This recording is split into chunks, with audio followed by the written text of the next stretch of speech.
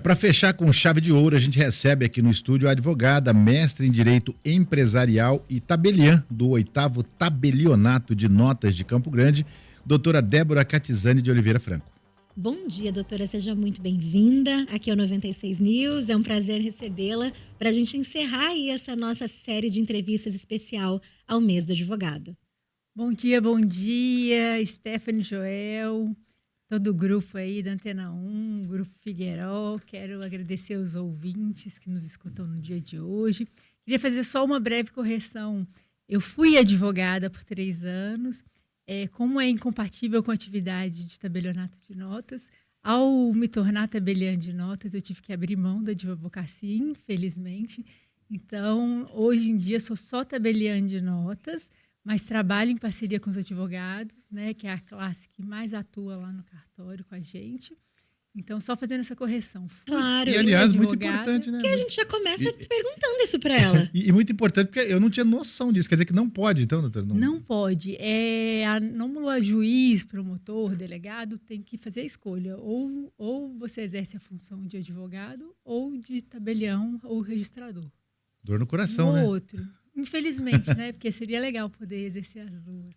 E como que a senhora fez essa escolha, né, de sair de uma breve atuação como advogada, como a senhora falou, para ingressar nessa atividade de cartórios? Em que momento que foi necessário fazer essa decisão? E por que você fez essa decisão? Stephanie, meu nome é Débora, né? Que é um nome escolhido a dedo pelos meus pais. É um nome hebraico, bíblico. Está no livro de Juízes. E ela era uma profetisa e magistrada. Então, meu pai, ele sempre acreditou muito nisso do significado das palavras.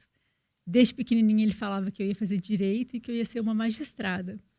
E eu acreditava muito nisso. Eu sempre sofri muita influência do meu pai e eu queria ser uma juíza. Quando eu entrei na faculdade, eu já estudava, já fazia monitoria, bolsa e estudava para magistratura. Então, essa decisão foi muito cedo. Eu já tinha essa convicção que eu ia fazer direito e queria fazer a magistratura. E na faculdade, um professor falou assim: Débora, você é tão dedicada. E agora, desde 88, com a nova Constituição, os concursos, os cartórios não são mais por outorga do governador, né? E todo mundo tinha aquela ideia que era de pai para filho. Na verdade, nunca foi de pai para filho. Sempre foi uma indicação política de outorga do governador e ficava nas grandes famílias, nas famílias poderosas. Ele falou: você é dedicada, você vai conseguir. É um concurso muito difícil. Só a nata está prestando, mas você é disciplinada. Às vezes você começa num cartório pequeno, no interior, e depois você vai fazendo uma remoção, você vai conquistar um cartório adequado, legal. A gestão é privada, é bem interessante. E aí eu achava que cartório era só bater carimbo, que era burocrático, que não é verdade. E aí eu me interessei. E aí que eu comecei a fazer estágio no cartório e despertou aí essa nova realidade na minha vida. A senhora começou em Belo Horizonte, aí passa um tempinho na Alemanha. Como é que foi esse intercâmbio, esse choque de cultura também, né? De repente volta para cá, como é que foi isso tudo? Novamente, meu pai, eu falo muito dos meus pais, né? Porque eu venho de um lar evangélico e a gente tem esse princípio de honrar pai e mãe, né? E meu pai, infelizmente, foi uma pessoa que faleceu aos 45 anos. Então, eu perdi meu pai quando eu tinha 15 anos, mas é uma pessoa que está muito presente na minha vida. E ele deixou ensinamentos, assim, era uma pessoa genial, um homem brilhante. E ele falava que o berço da civilização era a Europa. E que eu tinha obrigação de falar inglês, espanhol e português. Muito bem. Mas eu tinha que falar ou chinês ou alemão. Coisa pouca, fácil, né? Então, ele falou que a gente tinha que passar por um intercâmbio cultural. Aí, minha irmã mais velha, que nós temos a diferença de 2 anos, foi para a Alemanha, aprendeu a falar o alemão. Na sequência, eu já estudava alemão particular.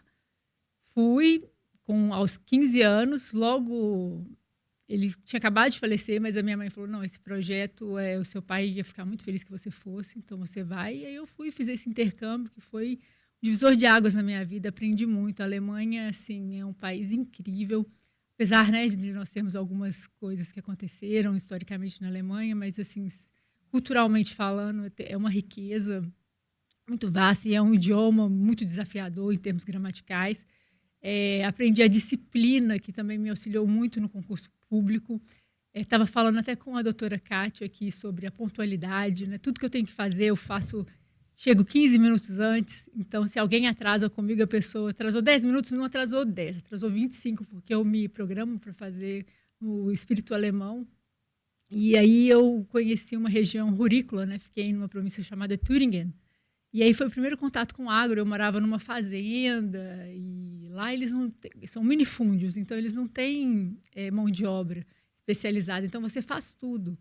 E em BH, como a região, né, que eu morei sempre foi urbana, e a gente tinha auxílio de colaboradores, eu tive esse primeiro contato de fazer tudo por mim mesma. Foi muito rico, foi muito bom.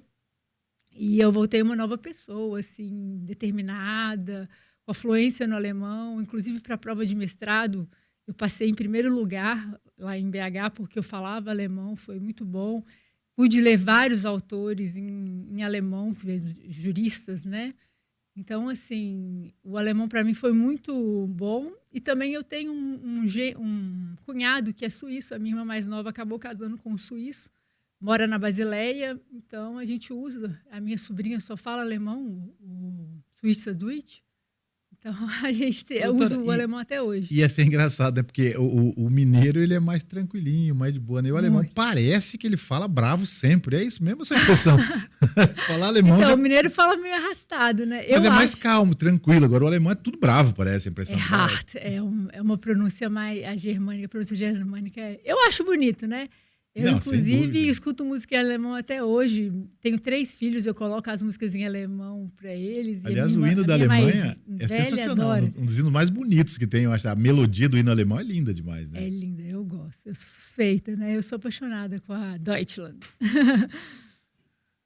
E você trouxe muita coisa dessa bagagem. Mas, voltando aqui para o nosso tema, doutora Débora, muitas pessoas procuram cartório apenas quando elas precisam cumprir alguma exigência. É uma coisa que a gente tem na cabeça, assim, de pensar até no processo burocrático, como a senhora falou ali.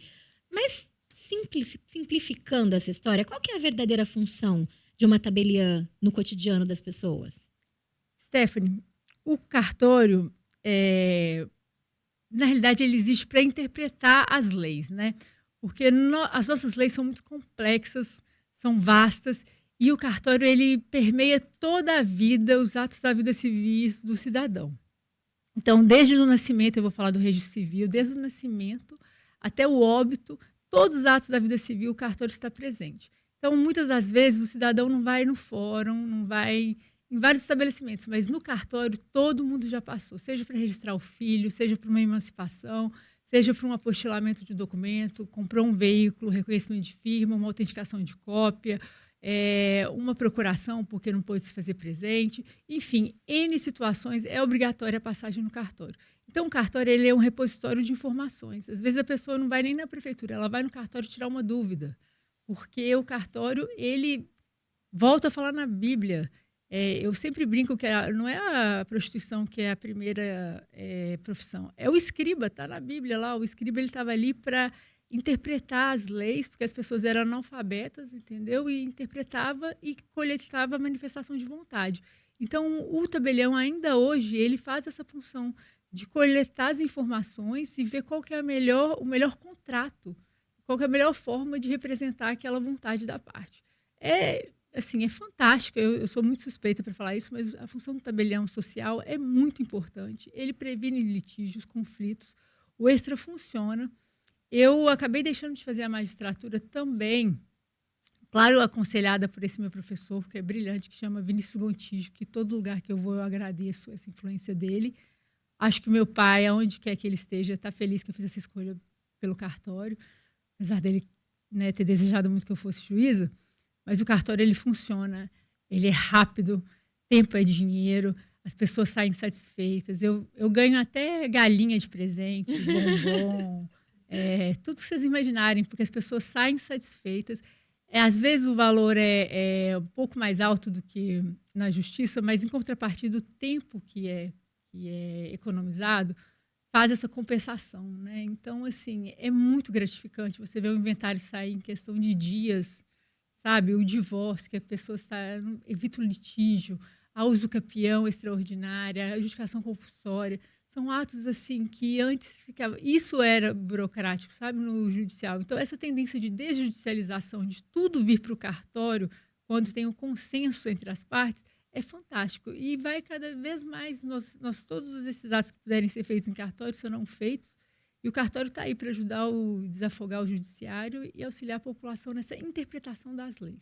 Então, se você tem qualquer tipo de dúvida, Vai no e cartório. às vezes você não tem advogado constituído, você pode ir lá buscar assessoria jurídica no cartório, que essa assessoria é ilimitada, e o cartório em parceria com o advogado, porque existem atos que obrigatoriamente o advogado vai participar, como alguns que eu já citei agora, e vai te auxiliar na interpretação das leis. E uma coisa que a gente precisa ressaltar aqui, fazia muito tempo que eu não ia no cartório, viu, doutor? Mas muito tempo mesmo, esse dia eu precisei ir por causa da certidão de casamento, de um cartório que tinha fechado. Eu falei, nunca mais eu vou conseguir, né? Mas eu cheguei no cartório que substituiu, aí eu só digitei uma coisa no totem lá e já voltei à tarde para buscar o documento. Até melhor, porque quando eu casei era tão pobre de marré que minha certidão parecia essa aqui, né? E aí ela voltou agora toda bonitona e tal. Paguei lá aquela taxinha. Mas muito rápido isso, né? A gente tinha uma impressão que o cartório era muito moroso e isso mudou bastante, né? Você foi pessoalmente, Joel? Foi pessoalmente, né? Acho que nem Mas precisava, pelo que eu entendi depois. Você sabe que existe agora uma central que sai em 2 horas úteis? Você sabia disso? Não sabia, não. Tudo Pois é. digital. Tudo digital. O documento meu chama CRC. O documento meu Que de legal. 1998. Aliás, 95. E eu peguei agora, tem uma... Recente, né? Pra gente é recente, porque os cartórios são perpétuos, né? É que a gente tem a impressão que o cartório acabou, porque mudou com essa mudança que teve. Pra mim, acabou, foi embora, levou, tocou fogo em todas as coisas. Não, é perpétuo. Essa é o belo do cartório, né? Porque a gente tem a obrigação de perpetuamente arquivar os livros e documentos. E hoje em dia os cartórios são obrigatoriamente 100% digitais, informatizados. Então, todas as certidões saem em 2 horas úteis. É muito benéfico para a população, que sai em 5 dias úteis, né? Agora está saindo em 2 horas úteis pelas centrais.